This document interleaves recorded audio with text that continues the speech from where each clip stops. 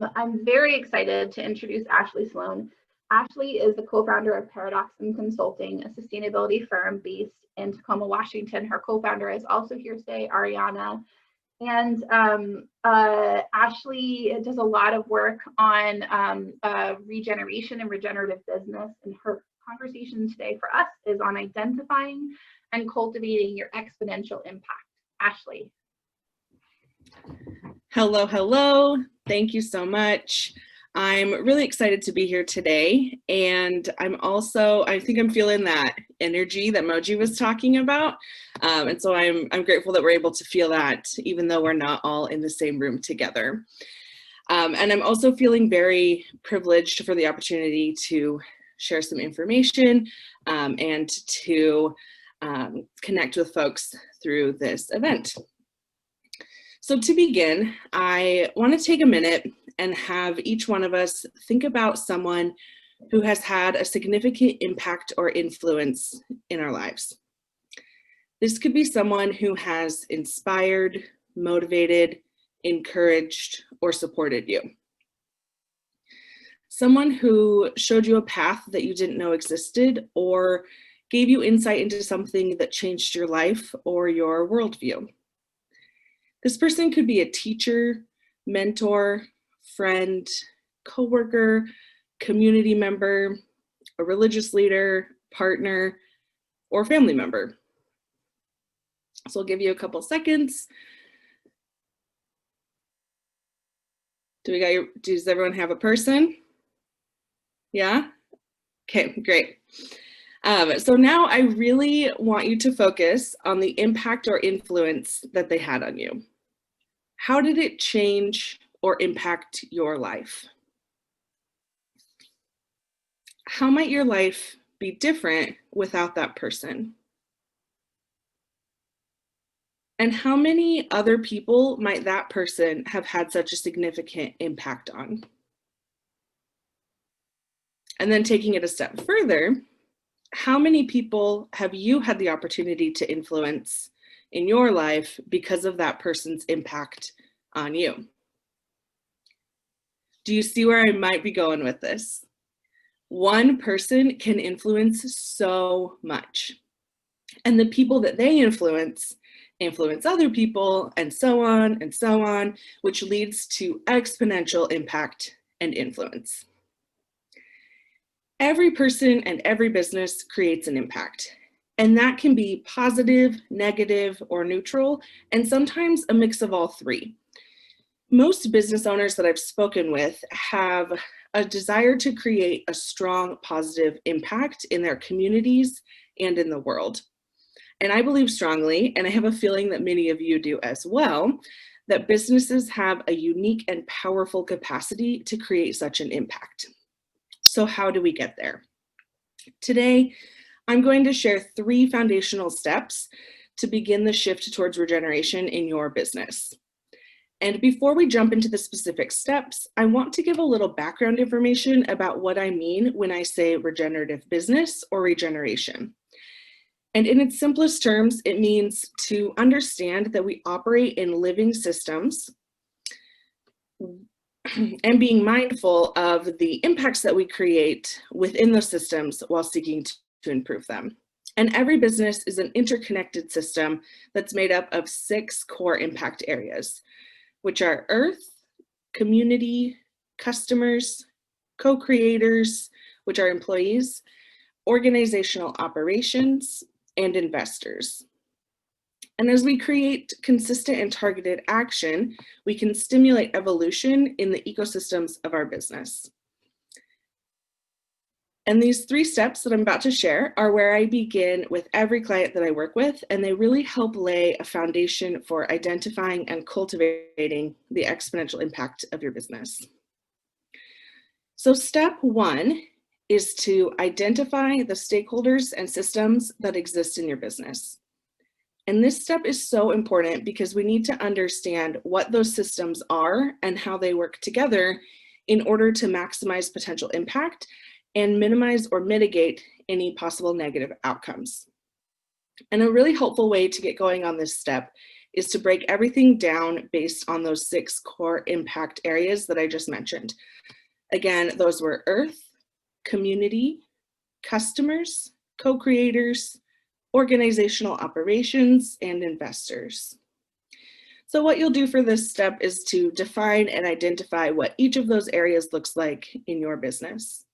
For example, with community, who do you identify as your community? Is it tied to a geographical location? Is it based on specific shared characteristics? And who would you consider to be part of your community? It's really important to note here that there may be multiple systems within an impact area. And so as you're identifying your stakeholders and systems, make sure that you really don't hold back and that you identify everything that comes to your mind to give you that clear picture of all of the different pieces involved in your business ecosystem. And after we have that clear and complete picture of all the systems that exist, the next step is to analyze the current functioning. So we want to make sure we understand how things are working right now so that we're able to see where room for improvement lies and areas that are functioning optimally to be able to adjust actions actions as needed to cultivate that strong positive impact. And there are several different ways to go about analyzing current system functioning.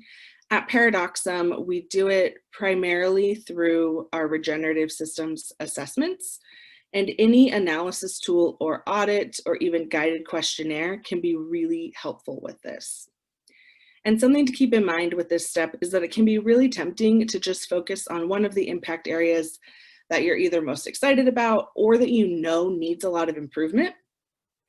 But I have found that it's incredibly useful to take the time to analyze each system before making any decisions or trying to make any changes.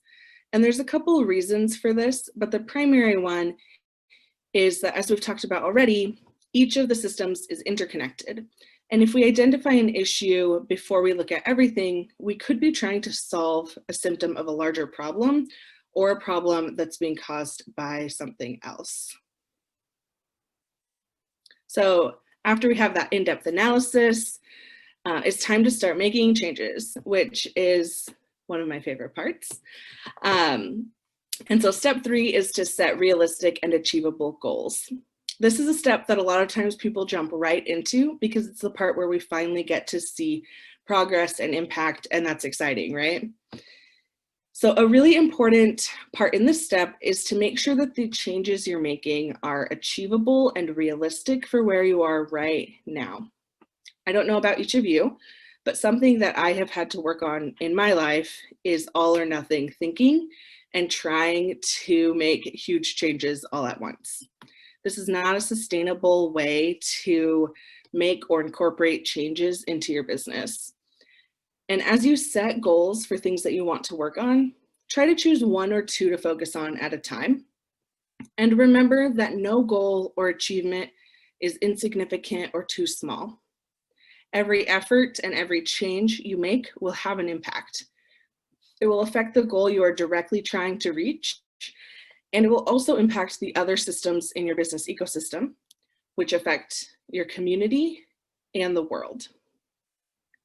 So to refresh, the 3 foundational steps to begin that shift towards regeneration in your business are: 1, identify the stakeholders and systems in your business. 2, analyze the current functioning of those systems. And 3, set realistic and achievable goals. I also want to add a little bonus 4th tip here, which is to use your resources and your community. It's not practical or realistic to think that we can accomplish things solely on our own. We are communal creatures, and we have an incredible community. Simply looking here at who has joined us for this event and the conversations that I've already been able to have, we have such a powerhouse of knowledge, expertise, and passion, and it is so exciting. We each have the opportunity and privilege to create exponential impact, and I'm so excited about all of the amazing things that we are already accomplishing, and I look forward to seeing the impact continue to grow and flourish. Thank you. Thank you so much, Ashley. All of the speakers today are doing so well. I haven't had to call time on any of them. So you all are doing an amazing job. I love, Ashley, especially your note about avoiding all or nothing thinking. I think that it's a really cultural thing in the United States, especially, to think like if you can't be the best at something, to not even try. And I think that it takes a lot of unlearning to get to the point where you can see things sort of in increments and see still how those increments can build to a really strong whole. Our next speaker is Katie Bray. Katie is the founder of Financial Vision Bookkeeping. She's been one of our most popular and exciting breakout sessions the last 2 years, and I'm so excited that this year we get everybody to hear from her. Katie's fast take is on the top 3 pillars of financial success for modern entrepreneurs. All right. Thanks, Allison. I am so grateful to be here and so honored to be chosen again to speak to you all. I'll admit I don't normally speak to this many people, so I'm a little nervous. Like Allison said, I own Financial Vision Bookkeeping, and I am a bookkeeper and also a professional life and business coach. So I bring both of those kind of outlooks and professions together a lot of times with my clients in bookkeeping and also in coaching. And one thing I really specialize in and I'm really good at is helping people make money and create a life and business that they love and aligns with their overall vision and mission that is deeply rooted in their numbers. So I really want to come to you today, and I had, you know, an outline set for you, and all the speakers have really brought pieces of that were so beautiful, and I don't want to go over those again. So I'm going to kind of go rogue. So is that okay with everyone? Definitely not my style, but I'm also a workshop styled speaker. So I will be putting some stuff and asking you some responses. So feel free to put them in the chat and engage, because I think that'll be the most valuable for everyone.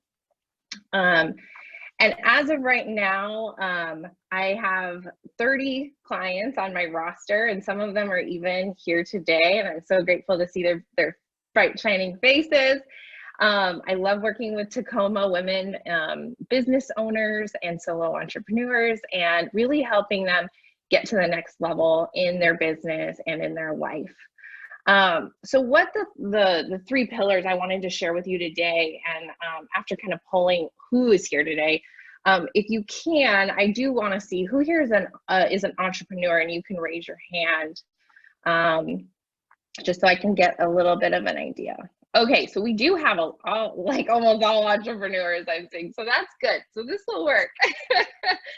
So what I wanted to offer here was the 3 pillars. What I came down to, and that I speak to people about almost on a daily basis and in every meeting I'm in, is getting really clear on your vision and your mindset. And I love that Moji shared about that. But this is so important on a singular entrepreneur level and what you want to create in your life. We're going to dig into each of them a little bit more, but I'm going to go through each one first. And the second one is identifying barriers to that vision. And the third is making quality decisions. So what I like to offer you now is, when I talk about vision and mindset, this is something I've done. I'm in the 3rd year of my own business, and this is something I do with all of my clients. But getting super clear about what you want to create in your business. So I met with a client recently, and one of her biggest challenges was she didn't really have a CEO mindset, and how getting out of her business and being a leader in her business. And so what we really spent time on was well, what do you really want? What do you really want your business to look like? How do you want it to be shaped? Do you want to be doing the day-to-day, or do you want to be doing more sales calls? So just getting really clear and making a list. So I like to, the question I would offer you here is, if I could have her do anything in 1 year, what would it be? And if you guys have anything that's really standing out to you, put it in the chat and share it. That way we can all put our energy around it and support you in it. And then the second thing is identifying those barriers. So if there is something in the way of you seeing that vision, so say it's, I want to make 6 figures next year. In a year, I want to be at the 6-figure mark. Okay, what's in the way? Could it be your profitability? Do you know your numbers? Do you know what's happening there? Is it your team? Is it your time? There could be multiple things here. So just identifying one is one good way to just start working through, like, if I want to get here, how do I get there and what's in the way? Feel free to add them in the chat if anything comes up. I know this can be vulnerable, but I think it can be really powerful too. And then finally is like making those quality decisions. So one thing I find with entrepreneurs and business owners is they're running so fast. They're not slowing down to really look at their business, look at where they are, and like look at their next decision, and realizing how powerful and meaningful your decisions are. And I think this is so important because I'm reading this book called Authentic Success by Robert Holden. And he talks about making quality decisions, and how sometimes when we make quality decisions and we really look at like what's the next right step here, we actually eliminate a lot of the other issues that are going on. Yeah, Julie, I see you know, she's in the midst of starting a business right now, so I'm sure she's feeling it. And it's like, that's what I always want to help people get to, is like, how can we get to the next easiest decision where you can actually do less to create more in your business. And so I'm seeing outsource, delegate, repeat. This is good, Julie. So I look at the chat. Develop online courses, invest upfront for the right balance later. Yes, exactly. So, you know, some of the ideas I was having here while in the summit today was like, where are you focusing on your profit margins? I think that's really important to think about, is, are you making a profit? And when I say profit, especially for service-oriented businesses, this is above your hourly rate. So if you're not calculating in what you want to make on an hourly rate, you need to do that. And the second thing is make investments in yourself that lead to profit. A lot of people are always willing to invest in their business, but they're not actually looking at if those investments will affect their bottom line. And not just like on a physical level, but I like to think of it as like, if you're investing in yourself and your own growth and your own like coaching and support, or like a lot of my clients are investing in their bookkeeping because it helps them understand their numbers so they can make more money. So I think that is really important. And I see that, you know, month to month, day to day with each client. And then I also added here was a big risk can bring big rewards, but it can also bring big losses. So you've got to be willing to make risks, and sometimes they pay off and sometimes they don't. And I love when my clients do make risks, and sometimes they lose. That's okay, but there was so much rich learning from those losses, right? So you know, I don't believe in really like failures. I just believe in learning.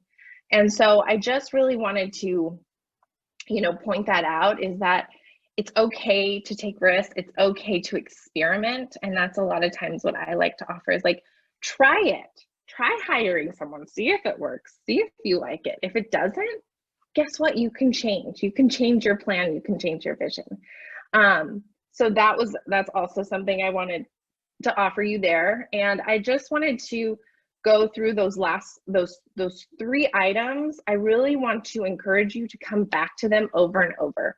A vision is something you can come back to on a monthly basis, a quarterly basis, and a yearly basis. I do it in my business monthly right now, and in life and business monthly, but I also check in weekly. And I see how my life and my calendar aligns with my vision. And to the third point of making quality decisions, I like to ask myself whenever I'm about to make my next move or decide to do something or speak at a summit, I ask, does this decision support me in the long and short-term goals? And I think this question has saved me so many wasted hours. So I'd really like to encourage you to keep that one in your back pocket. Finally, I wanted to finish with a couple things. Slow down, just some key points. Always slow down and just take a breath before you decide to jump into something new. If something really matters to you, put it on your calendar. Like Moji said, sit down and put time down on your calendar to think about what's next. I think that's really important.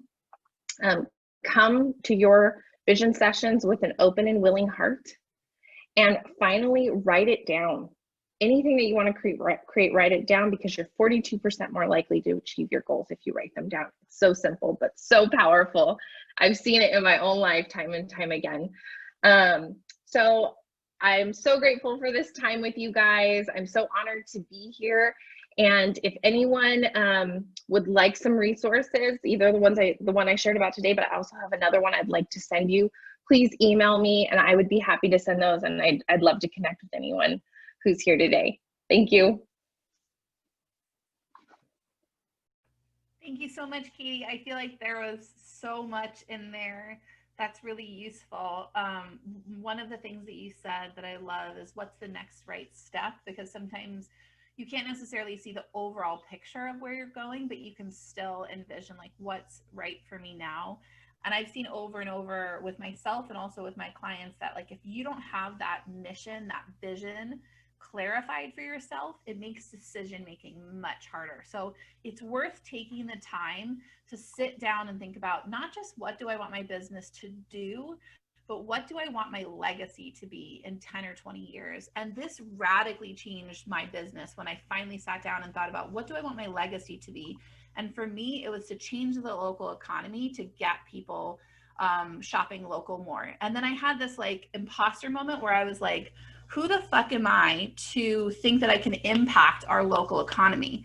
And then I was like, I am me and I can do this. This is what I want to do. This is what I have been working towards. And I'm already seeing it, especially through COVID. It was like this unintentional, awesome case study of the work that I've been doing in the community for the last few years. And it took like, it was like kind of this roller coaster where I was like, oh, I know what I want to do. And then I was like, I can't do that. And then I was like, yes, I can. But once I had that in my mind, like you said, I was able to make decisions based on that. Does this align? Does this serve me and my goals? And somebody recently asked on Facebook, like a poll in like a Facebook group, what's your favorite tool right now? And I said, saying no. Like, that's my favorite tool right now. Like, being able to make those decisions for yourself and say no to opportunities that will overwhelm you or exhaust you, or clients that are tiresome and send you like 17 emails to deal with a very simple task. If you get bogged down in those, then it actually makes it really hard to elevate the work that you're doing and meet those goals. So I love all of those steps that you laid out, and just thank you for bringing that framework for us. I'm very excited about that.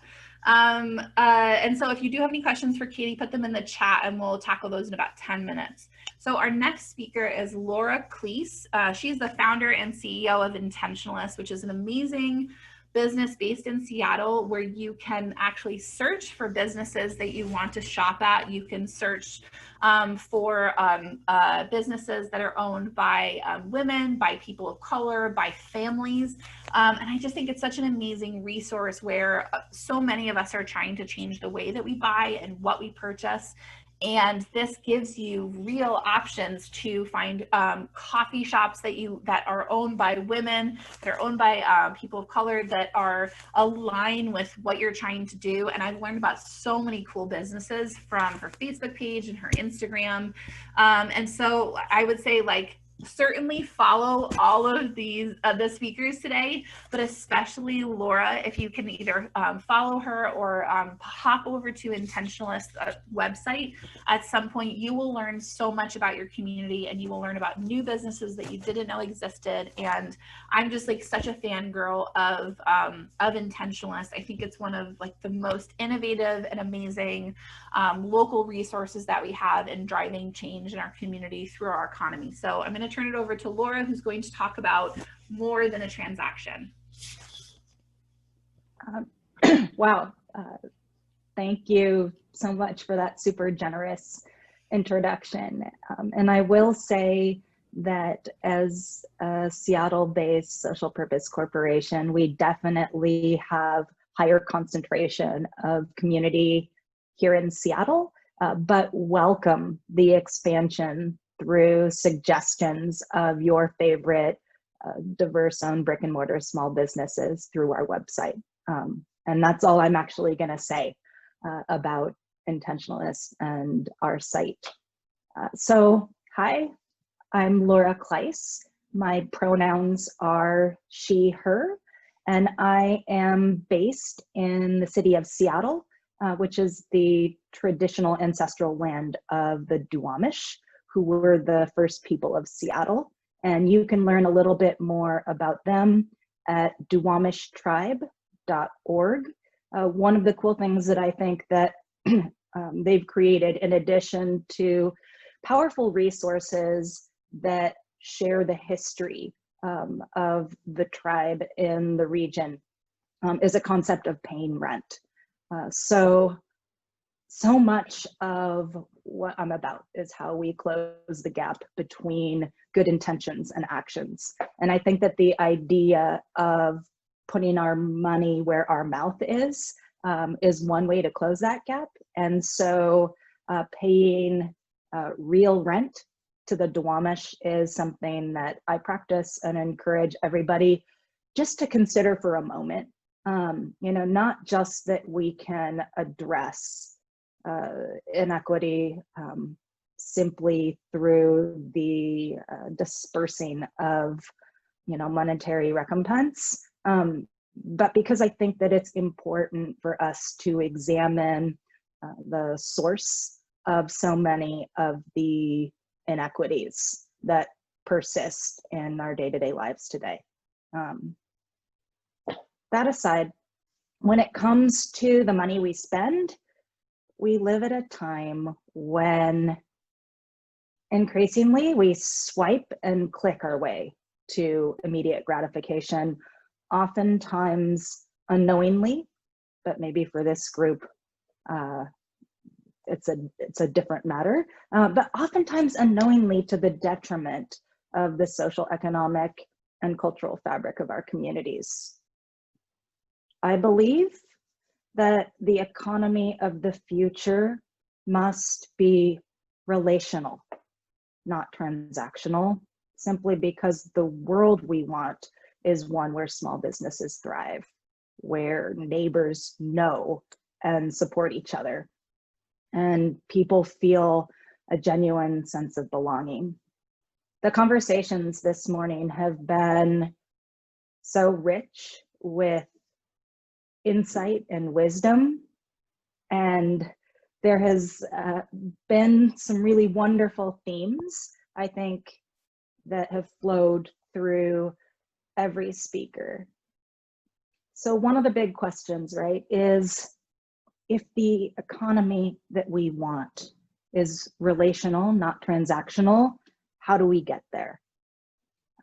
And I will echo some of the prior speakers and say that my short answer is that we each have a role to play. And I would love to talk through some of the steps that have been a part of my journey that I hope might either resonate or be helpful to all of us as we own the collective opportunity and responsibility that we have to contribute to a more connected, inclusive economy. So to start with, I will disclose that I am not a lifelong shop local by small evangelists.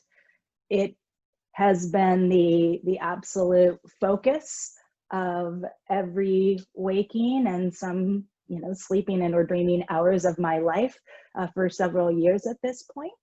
But I honestly spent the majority of my career in corporate sustainability and corporate responsibility roles, working for really large, really imperfect multinational corporations at the intersection of business and society.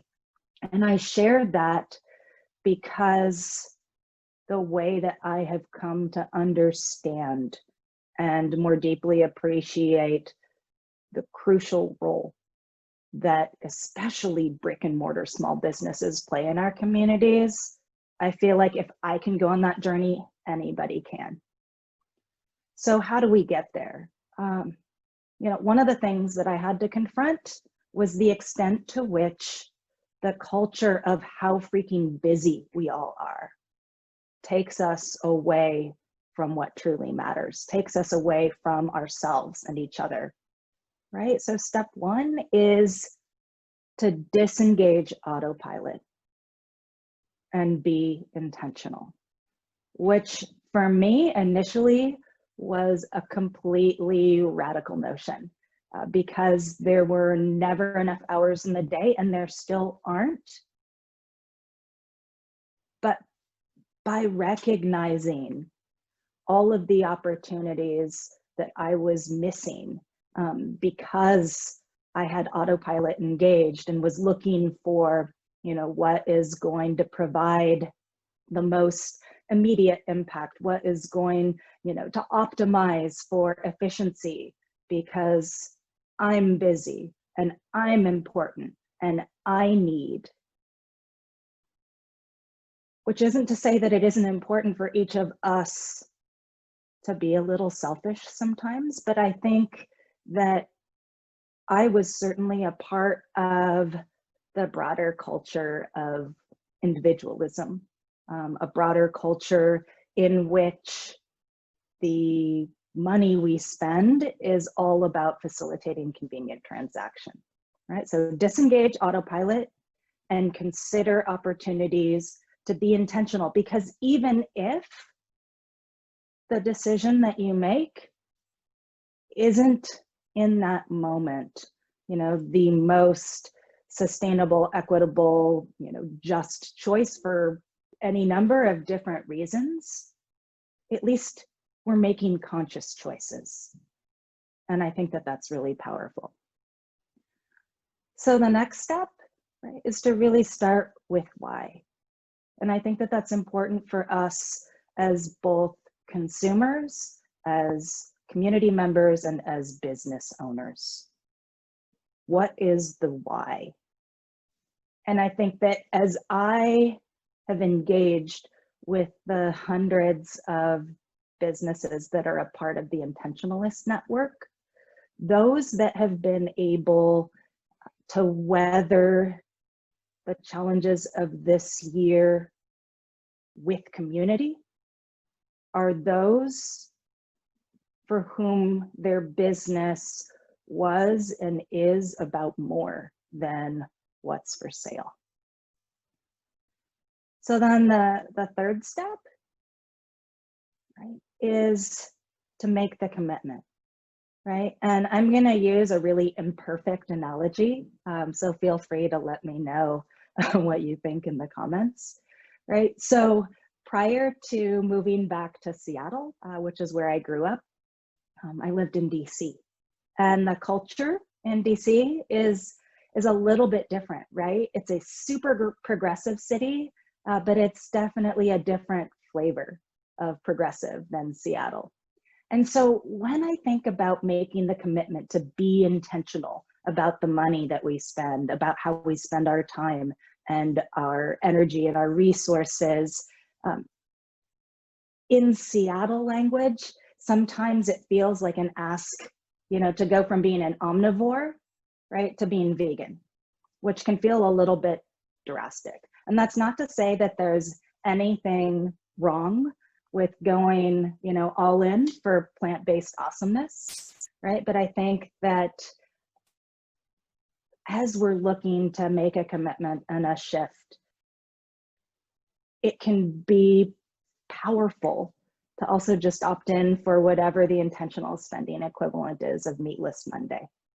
Right? I think that oftentimes as people who take the time to know and understand holistic approaches and systems, it can feel like, you know, you're either all in or you're not. But I think that in my experience, it's okay to allow for folks, you know, to opt in at different levels as each of us makes our way on our respective journeys. So once you've made the commitment, the next step is to set your intentions, right? And to be specific. So as I'm thinking about intentional spending entering the last part of the year, I'm cognizant that last year in 2019, 1 in 3 Americans participated in Small Business Saturday, right? So that's approximately 2 million Washingtonians, right? And if even that number of people shift $50 in spending this holiday season to support diverse local businesses, that's an additional $65 million. $65 million, right? That's a big number. That's a number that can make a difference for the diverse local businesses at the heart of our communities. And so the question is, around your intention setting, what actions will you take? Who will you support? What kind of a financial impact will you have? And or how else might you be wind in the sails of small business owners? The last thing that I want to say is we have more than just our money to bring to bear on shifting the culture around the money that we spend, around shifting our economy from one that is transactional to one that's relational. At Intentionalist, we believe that where we spend our money matters, right? And we encourage everybody to spend like it matters, and spend like it matters is all about the money we spend and more than the money we spend. And so something that I'd love to encourage all of you to do right now in the comments is to share a business that has inspired you this year through the way that they take care of the community around them. Go ahead and just pop the name of the business and maybe add a sentence of why.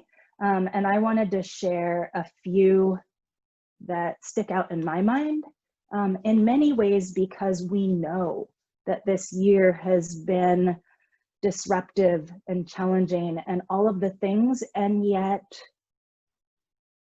where I find inspiration is through the small business owners like Melissa Miranda and Christy Brown and Tarek Abdullah, who are POC restaurateurs, chefs up here in Seattle, who at a time when their businesses that they have invested, you know, their lives and life savings and countless hours into were facing uncertainty at best, didn't think first, how am I going to make sure that I survive?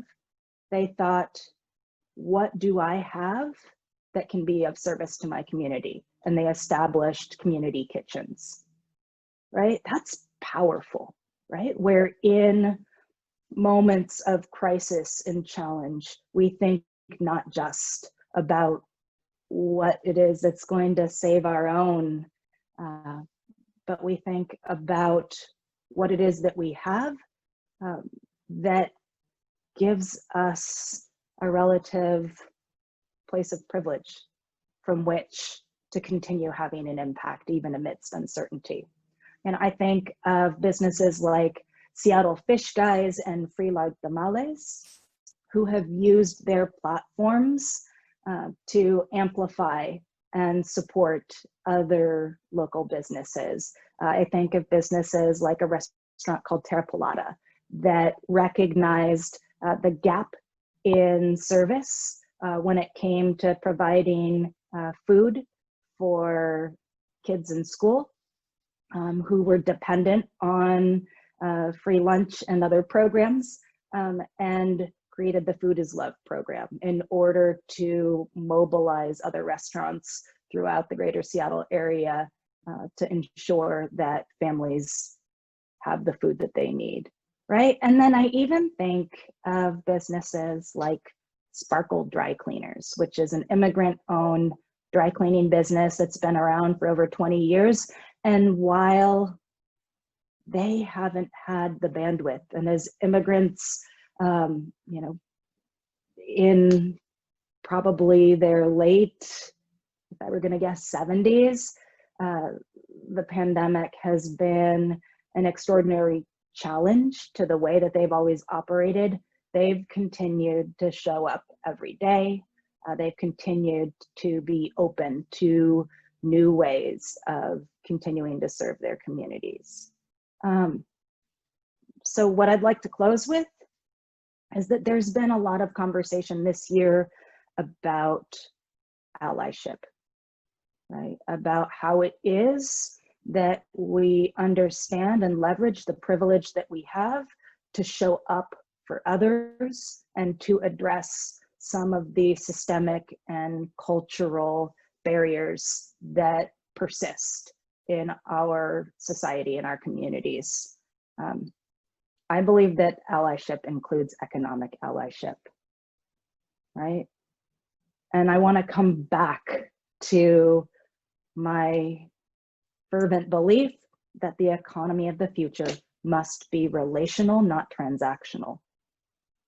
And what that invites each of us to do is to choose to be the reason that someone feels seen, heard, and supported today. And that includes the folks that own the diverse local businesses in our communities.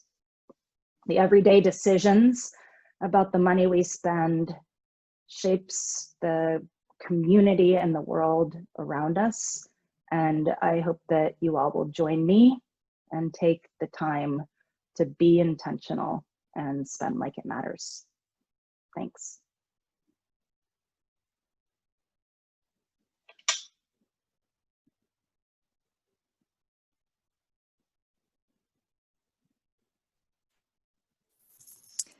I'm not sure where Allison went there, but this is Nicole, and I'll just pop in to appreciate all of what you shared. It was amazing. I love the idea of being relational and not transactional. That resonated with me so much. And I loved seeing all of the businesses pop up in the chat, people honoring each other for what they've been doing really well. And I loved what you said about busyness, taking us away from being able to be relational versus transactional. So that was a really great thing for me. Love seeing what's resonating for everyone in the comments as well. What we're gonna move into now is kind of taking some questions from the group to all of our panelists. And I know some of you have been putting those in the chat, but if you want to, as Allison asked before, if you can direct your question to someone, I'll go ahead and kind of field those questions and open it up to our panelists. Nicole, can you hear me? Yeah, are you back? I'm back. My internet has just decided to go in and out over the last couple of minutes. So if it boots me out, feel free to pick back up.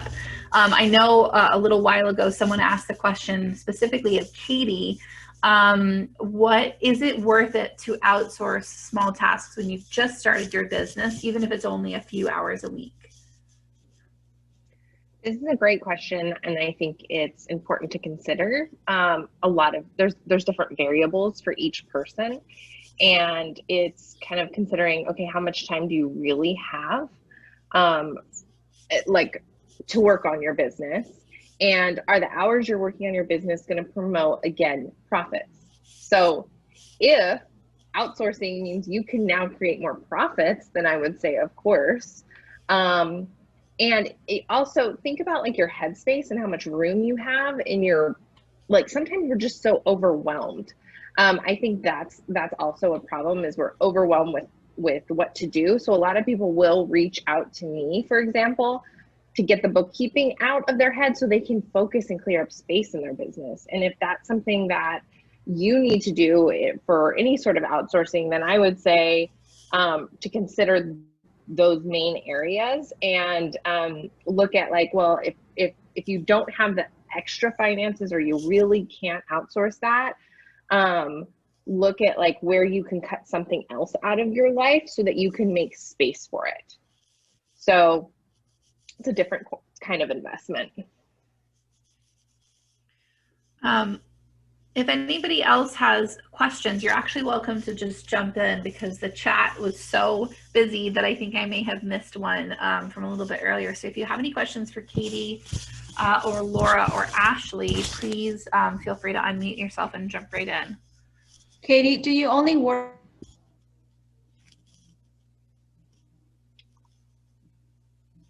I didn't hear her. Mar, can you turn off your video? I'm going to turn off your video and then have you ask that again, because sometimes if you turn off video, the internet's a little smoother.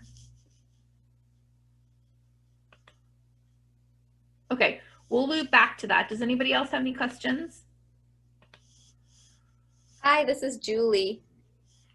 I'm so appreciative of each panelist's perspective and how they were interwoven. And one thing I want to do as a new small business owner in Tacoma is be really conscious of efforts that are already underway, so I'm not reinventing the wheel. This is a question both for panelists and for everybody assembled here. Is anybody aware of buying pools where women of color or people of color owned businesses already have figured out how to source large kind of wholesale amounts of things that we need to run our businesses? That's a fantastic question. I'm not familiar with any. Does anybody from the group or any of the panelists are aware of anything like that? I'm not aware of anything. And Julie and I were in a little discussion thing earlier, and I already have some messages out to see if we can maybe get something like this off the ground, because I think it's a genius plan. And it could also be a great space to do some of that resource and waste sharing that we talked about earlier. So I don't know of anything. If there is something, please let me know. But I'm excited about this idea. Me too, Ashley. And I'll go on record to say I am willing to be a co-leader and a co-holder of this process, because it really matters to me, and I know it matters to a lot of us. Julie, Jennifer wants to know what types of bulk items you're talking about, like envelopes, boxes. What are you looking for? At this point, I'm open to hearing suggestions, and I was also thinking of business or food-related businesses, packaging, you know, things that are really so much cheaper to buy in bulk. And for a lot of us, it's prohibitive. We might not meet the criteria and so on, or we don't have room to store. So my idea is to rent a storage space that, you know, we can pool resources and buy these things in bulk. Yeah, Julie and Ashley, let me know how I can support you in that. I am a huge advocate for resource sharing, especially physical materials. And it's been my sort of pipe dream over the last couple of years that if I could figure out how to do it, I want to open a free store in Tacoma where businesses would have a very inexpensive membership and could come pick up, you know, used but usable, you know, bubble envelopes or tablecloths if you have an event, and then you can bring it back, and then there would be days that, you know, local nonprofits could utilize it. So it's like it's been in the back of my head for several years, but you need a space, and that's the one thing that nobody in Tacoma likes to give you space for free. So it doesn't matter if it's sitting there empty for 3 years, you're not going to get it for free. So if anybody knows of like a warehouse or a large storage space or something where we could do a free store, it's been on my mind for quite a while. But let me know how I can support you in that process of coming up with like a system. And someone asked specifically to Laura, what was the pivot point that brought you to shopping local, to creating Intentionalist? So the answer to that question is twofold. So the idea for Intentionalist started, or the seed was initially planted in 2012. I was attending a grad school classmate's wedding in Thailand. She's Thai. At the time, I was leading corporate responsibility for a company. And so I had the intention in my mind to spend my money in a way that benefited the local economy and helped real people. And what I found was that there was that intention, and then there was like, how am I actually going to do that? And the gap between the two was hours and hours and hours and hours of research. And so initially, what I wanted was Lonely Planet for Good. And I figured that it was so obvious that somebody would just create it. I was kind of on my hard-fought, career path, and was, going to be first in line as a customer for that sort of resource.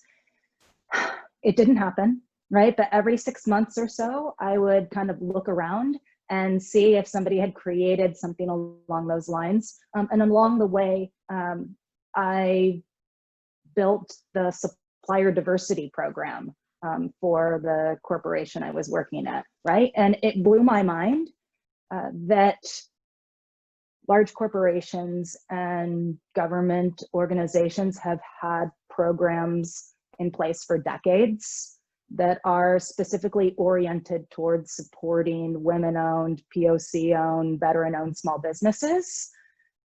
And yet what went through my mind was like, well, that's awesome. And all of the principles at the foundation of this program deeply resonate with me, but what exists for me to be able to do the same with my money? All right, so then taco timeout, fast forward, and the 2016 election happened. And for me, that was a point where I stepped back, at least internally. I stepped inward, emoji, and asked the question of whether I was leveraging my experience and privilege to the greatest impact possible. My wife and I had moved back to Seattle from DC, and I was really struck by the tension between rapid growth and development and underlying questions about who has a physical space in a community and who feels a sense of belonging. And so as I was kind of sifting through all of that mess, the really obvious solution around which the kind of impact that I aspire to have started to coalesce was all about brick and mortar small businesses and the unique way that they bring people together, that they connect us, that they help to bridge difference and make our communities better. And as I looked out at the landscape of resources that support relational spending, from a sustainability perspective, there were a number of green guides. But what I found was that as somebody who wanted to support more POC-owned businesses, as somebody who wanted to support immigrant-owned businesses, as somebody who wanted to support LGBTQ-owned businesses, there was just a gap. And so I ultimately got to a place where I ran out of excuses not to try to create what I wish existed. Thank you so much, Laura. Laura and Ashley and Katie, I feel like we could have just heard from each of you for an hour today, and that would have been amazing. So thank you for distilling down into such a short time some ideas for us to move forward. I wrote all these notes because there are so many things that I wanted to say in the closing, but I think I want to keep it short and say that really all of us, no matter how small our business is or how small our budget is, have a real opportunity when we're hiring someone, when we're looking for speakers for an event, or when we're spending money, to be intentional with where we're putting our money and our energy. Even if you have no budget, thinking about where you're putting your support, who you're elevating on social media, who you're providing word of mouth to, that we can be intentionally supporting people of color, women, immigrants, these tiny little businesses that are really struggling right now, and that we have a real opportunity to just be a little more thoughtful about what our spaces look like, and what our streams of material purchases look like, and what our waste streams look like. And so I loved the prompt about not having all or nothing, thinking that we can be intentional and also incremental. We don't have to make these enormous changes. You don't have to go vegan and have all of your waste in a ball jar. Like, that's not the purpose of these conversations. The idea is, like, what can you be doing? What can you be doing better? What can you be doing better in your own sphere and your own sphere of influence? And I love what Ashley said about thinking about, like, who you can be impacting. And then one of the other, I think Laura said, like, you can be the wind in someone's sails. And I just thought that was so cool. Like, everything that you do, you don't have to hide it. You don't have to be like, oh, I'm going to go through this journey privately, and then I'll share when I'm successful, right? Like, that's not necessarily the most helpful for the other people in your community. So if you can share on social media or in your Facebook groups or your podcast or whatever, the successes that you're having and the struggles that you're having, I encourage you to be an expert, because you are an expert of your own experiences. And so many women, I feel like, are women and other marginalized genders are kind of taught like that we need to be small and that we need to be quiet, and that not until we are an expert can we speak loudly. And I think we need to turn that on its head. And I think that if you know about something, even if it's just your own experience, even if you're not, you haven't graduated from a certificate program, you still have an area of expertise, and other people will benefit from that. So that's just kind of a call to, I think all of us sometimes have imposter syndrome, and it's a lie. You deserve to be here. You deserve to be heard. Like Shinpei said, you deserve to count. And if you're not being counted, then you can get louder.